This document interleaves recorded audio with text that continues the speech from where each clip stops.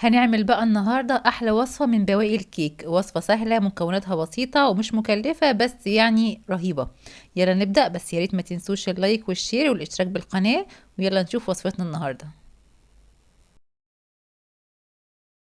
أول حاجة هنحضر صوص الشوكولاتة البسيط الاقتصادي الرهيب. هنجيب 4 معالق كبار من الكاكاو الخام الغير محلى، وعليهم 3 معالق كبار من السكر، وكوباية مية.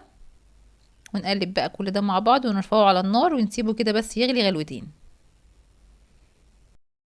طبعا نوع الكاكاو بيفرق قوي في الطعم، فمهم قوي تستخدموا نوع كاكاو يكون كويس. بس كده هقفل عليه بقى، وكده بقى جاهز معانا. هسيبه بقى كده على جنب يبرد خالص. وفي بوله بقى كده عندي شويه كده من بواقي الكيك، كانت متبقيه عندي من الوصفه اللي فاتت. كسرتها كده بالشكل ده لقطع صغيره، يعني بشكل عشوائي كده، شويه فرفته وشويه قطع صغيره، مفيش مشكله. حطيت بقى عليهم الصوص بس من بعد ما برد خالص، مش هو سخن عشان ما يبوش الكيك. قلبت كده كل المكونات دي مع بعض كويس، وبعد كده حطيتها في صينيه فيها كيسه بس عشان لما اجي بعد كده اطلعها تبقى سهل عليا.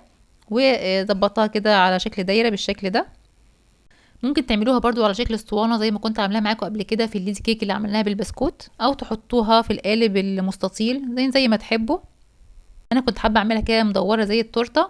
شلتها بقى في الفريزر، هنشيلها مثلا ساعتين، ساعه ونص، مش اقل من كده. وكان عندي كريم شانتيه متبقي برضو، كنت حاطاه في برطمان في الفريزر. طلعته وحطيت عليه معلقه كاكاو خام وقلبته كويس. طريقه الكريم شانتيه سهله قوي. بنجيب الكريم شانتيه الخام او بسكر، ونحط عليه ميه ساقعه متلجه بالتدريج لغايه ما بنوصل للقوام المظبوط، وبنضربه يدوي او بالمضرب الكهربائي، مفيش مشكله. خرجت بقى الكيكه من الفريزر. طبعا هي ممكن تتاكل كده، يعني ممكن تدوه كده رشه كاكاو من فوق للتزيين وتقطعوها وبتبقى تجنن. فالكريم شانتيه ده اختياري، هي لوحدها كده خطيره، مش محتاجه حاجه.